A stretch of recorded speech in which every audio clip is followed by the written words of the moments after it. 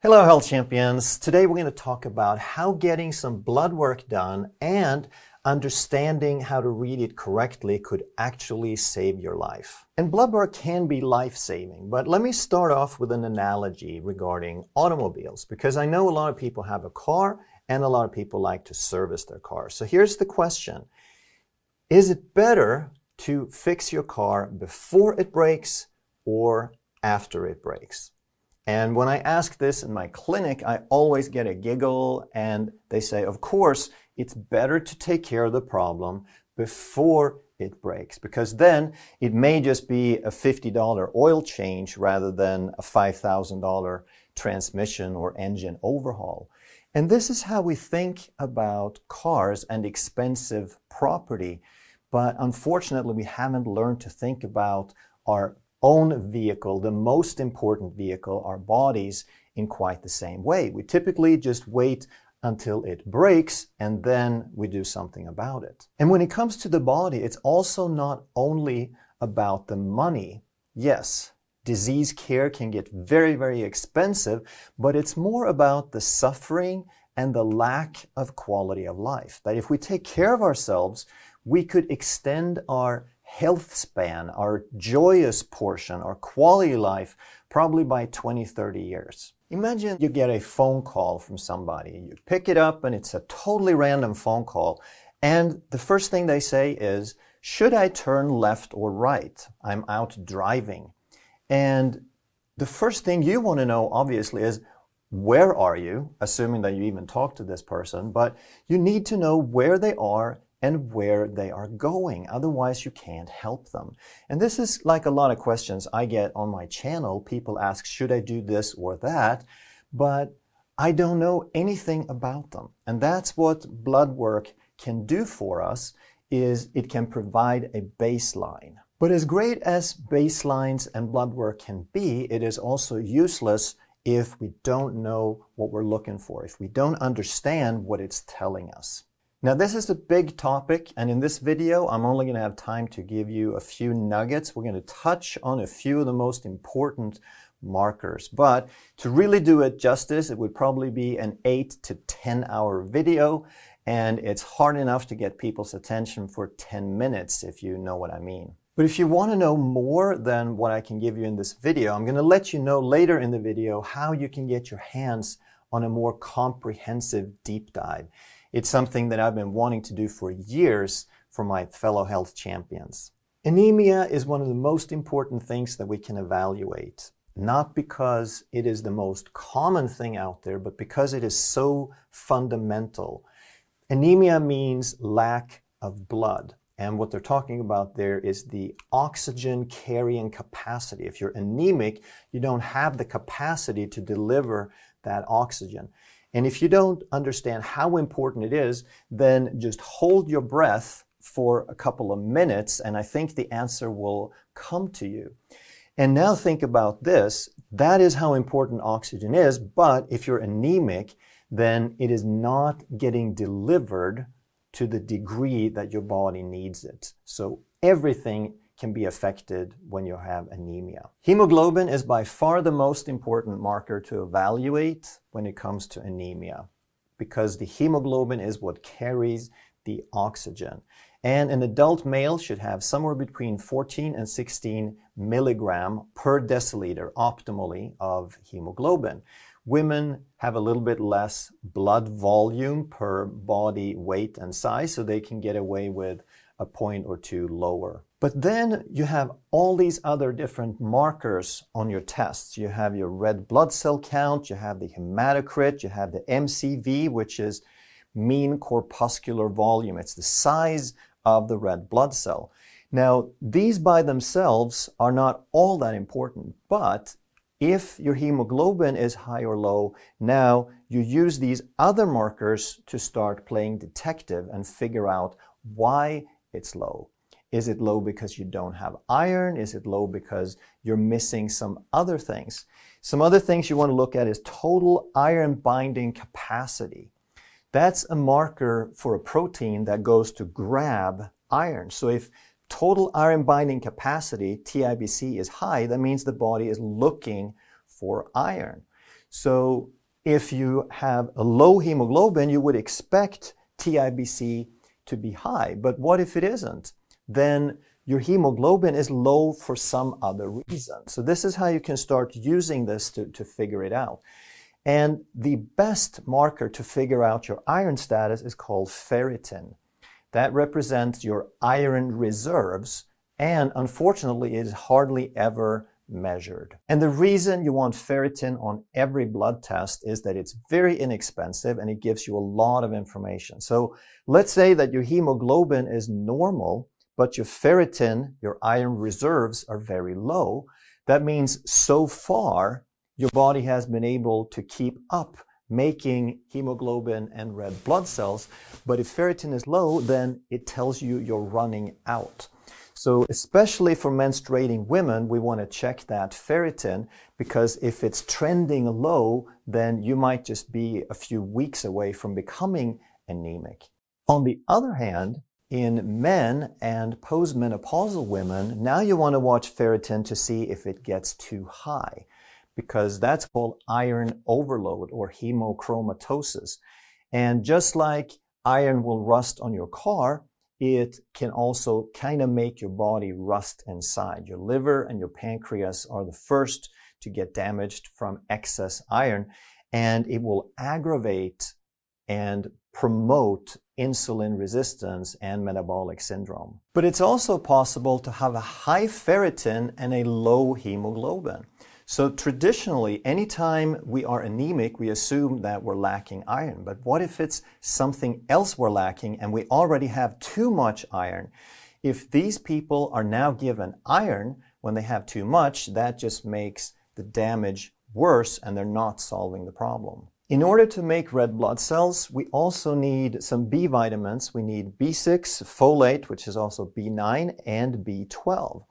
So interestingly, we can look now at the MCV, the size of the red blood cell, and if it's very small, it is usually iron deficiency, but if it's very large, then it is usually a B vitamin deficiency. And if we're anemic, but we have plenty of iron, it could also be that we're low in copper and zinc, because they are also necessary to make red blood cells. There are 7 billion blood tests performed in the US alone. That's like 20 per person.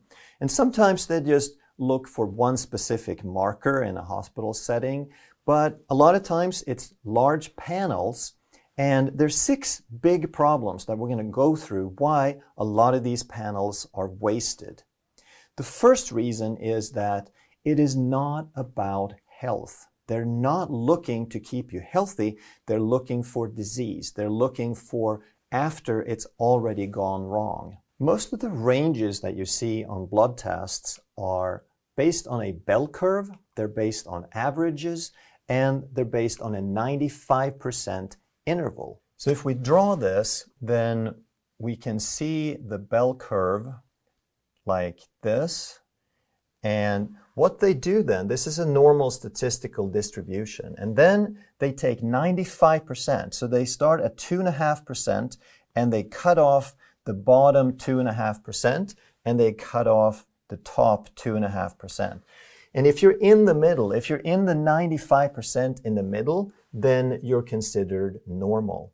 But as I'm sure you can see now, all it's really saying is that you're not in the worst 2.5% on either side. Let's take another car example. Imagine you take your car into the garage and they do their checkups and you ask, I think my tires are a little flat. And they say, no, we checked them. You have more air than the worst 2.5%.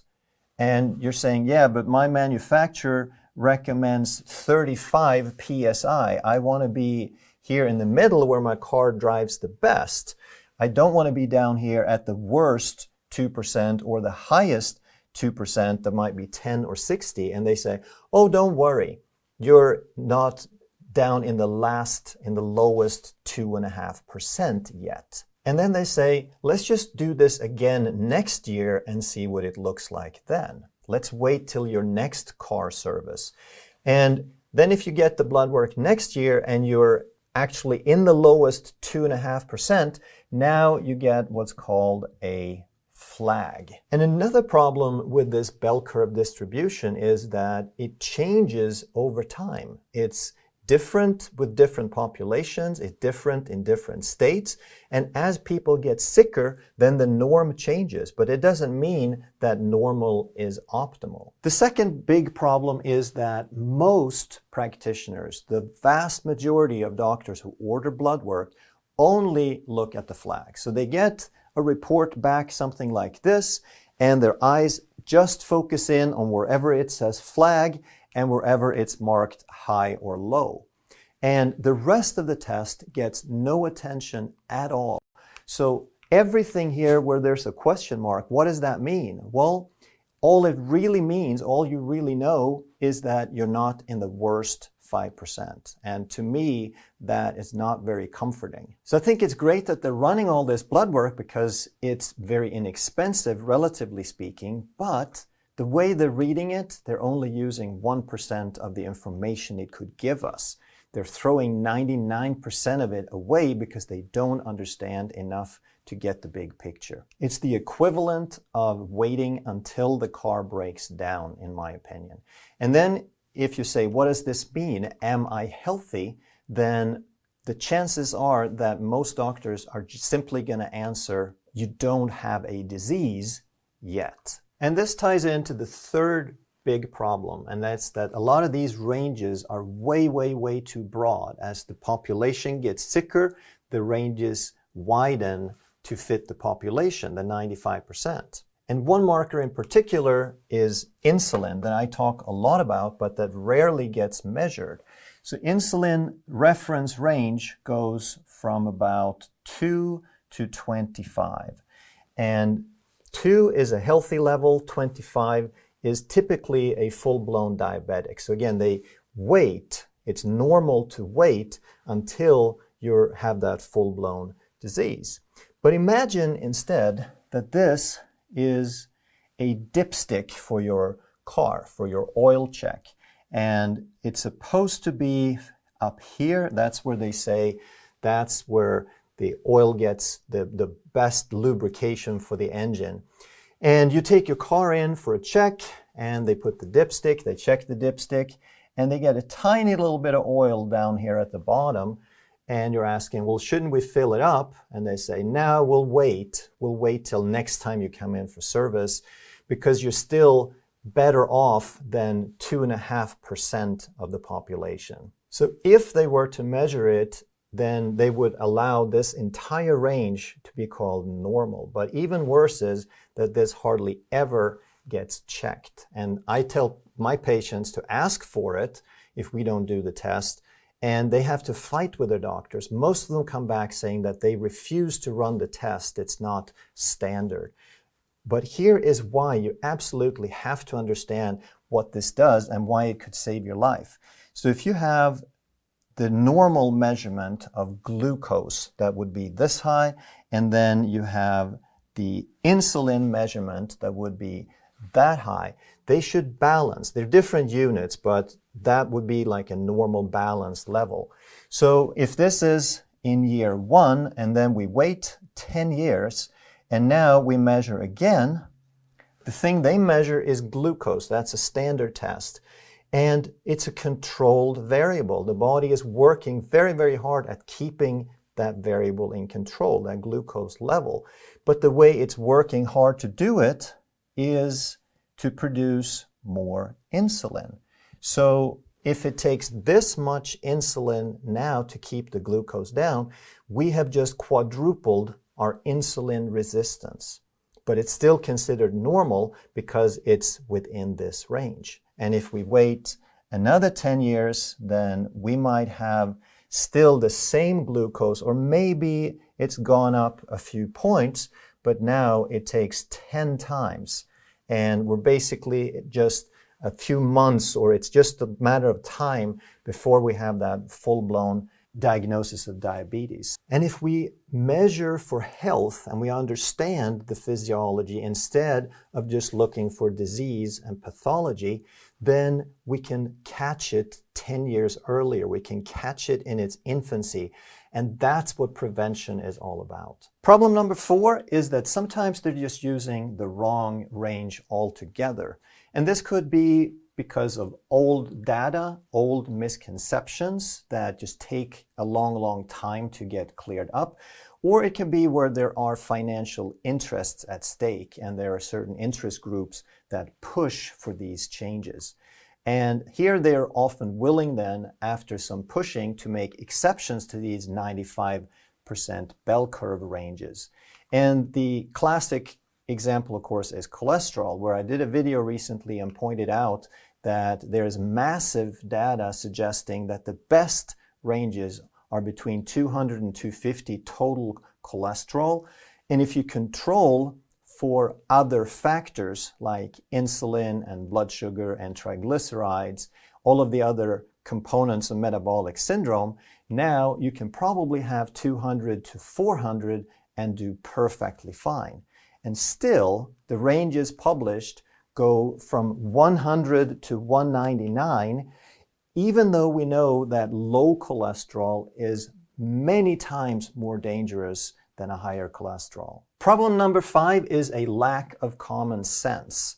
They don't question where these ranges come from or what they mean. So one example here is where triglycerides and LDL cholesterol, the range says 0 to 149 and 0 to 99, as if it was okay or even possible to live with a 0 level. Triglycerides is the most important fuel in the body. We have 2 fuels, glucose and triglycerides.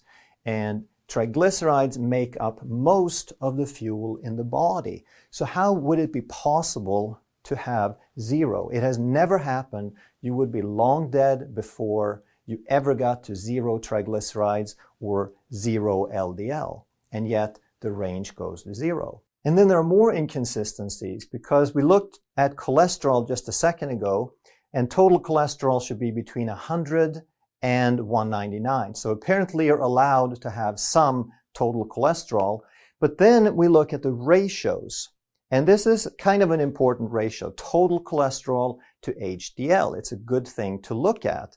And here they say the range is 0 to 5, which the only way that can happen is if your total cholesterol is 0. So in this ratio now it's okay for total cholesterol to be 0.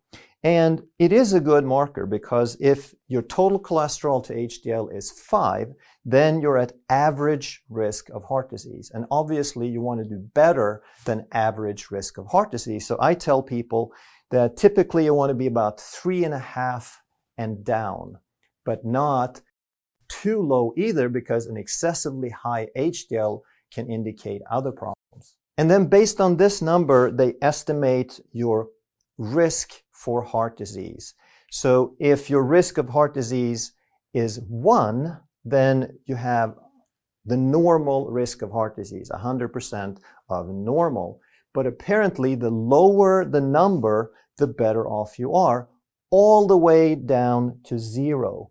So the lowest risk of heart disease, according to this, is when you have 0 cholesterol in your body, which of course means you're already dead. But I guess they do have a point here that you can't develop heart disease if you're already dead. So we want to question the ranges if they don't make sense. And if something is essential for life and the range goes all the way down to 0, then obviously these ranges are not really thought through. Problem number 6 is that even though they do measure a lot of different markers and they run all these blood tests, they often don't measure the stuff that really matters.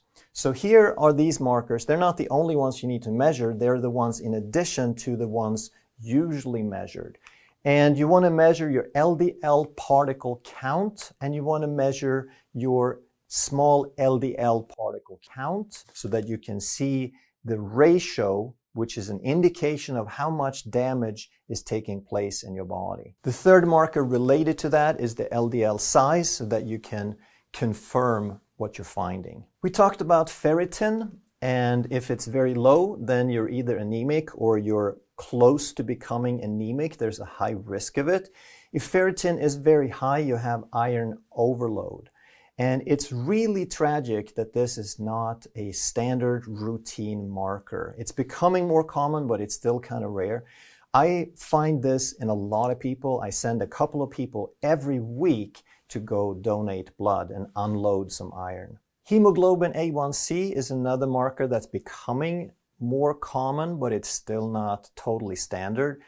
Glucose is usually always measured, but it's the instantaneous glucose which fluctuates. The A1C represents a 3-month average, so we can see the long-term trend. It gives us a whole lot more information for just a few dollars. And thyroid is so critical to our metabolism and healing and overall function, and yet it is very poorly evaluated. Typically, if they measure anything, it's always only TSH. Like 98% of the time, if they measure, it's only TSH, which is a pituitary hormone. The pituitary tells the thyroid, TSH stimulates the thyroid to make thyroid hormone, which is T4.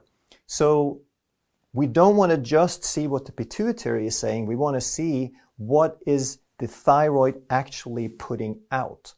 But then we also want to measure T3 because that's the active form of T4. So it's possible to have a normal TSH and a normal T4, but still a low T3. So we want to understand where in the range we are, not only if it's normal or out of normal. So if this is T4, and here is the total reference lab range, and here might be optimal. Let's say that we find ourselves right in the middle. We have a normal TSH, normal T4, but then we go measure T3, and now we find out that we are not in the optimal range, but we're still in the reference range. So we wouldn't get a flag on the regular blood test either way, but we would know if we look for the optimal range. But here's the point, that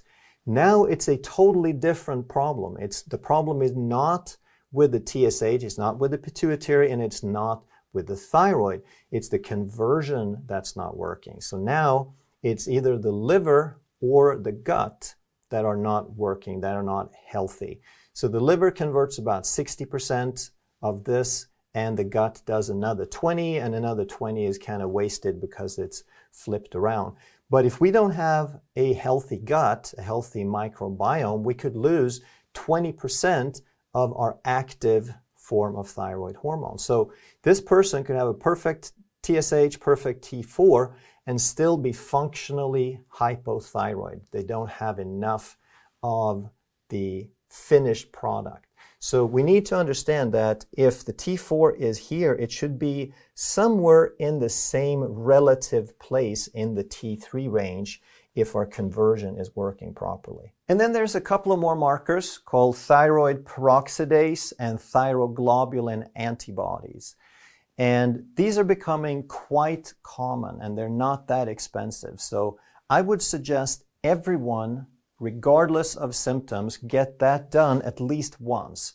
And if they're negative, then you don't have to test them every time, but everyone should do it just to know if you have an autoimmune problem. If you are having Hashimoto's, then you need to know about that. Most commonly missing marker, considering 88% of the population is insulin resistant, and we don't measure insulin routinely.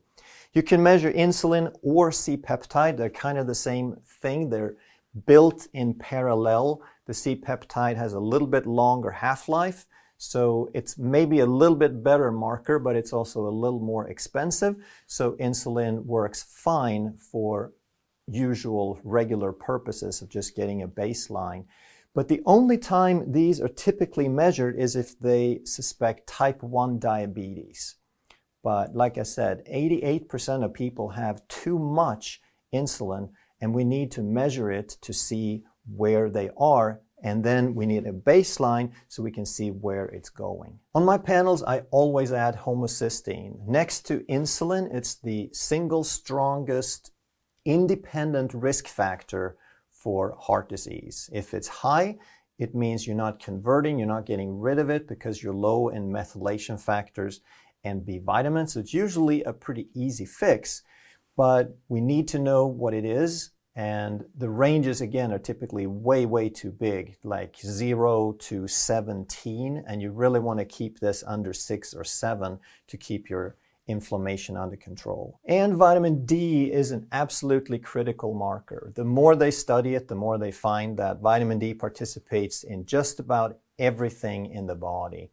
And it's a simple test that we can get a precise number, and if we're low, we just supplement. Like I mentioned earlier, this video can only be a brief introduction to blood work because covering it in detail would probably be a 10-hour video, which doesn't work so well here.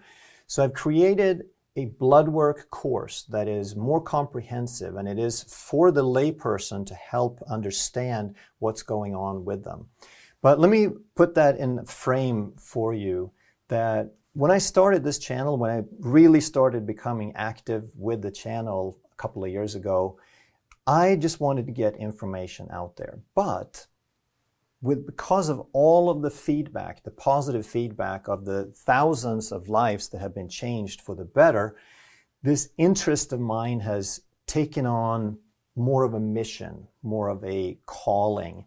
And now my job, I realize, is to change or be part of the group of people who change the paradigm of health on the planet. There's so many sick people who get the wrong information or no information, and we need to have something for them. And now more and more, I want to create a movement. I want to create a tribe of health champions where people take charge and do something about their health and take pride in doing the right thing for their health. So in order to help people on that journey, a blood work course is the next logical step. So I've created the more comprehensive course, and I put a link down below in the description where you can go and find out more about that. If you enjoyed this video, you're going to love that one. And if you truly want to master health by understanding how the body really works, make sure you subscribe, hit that bell, and turn on all the notifications so you never miss a life-saving video.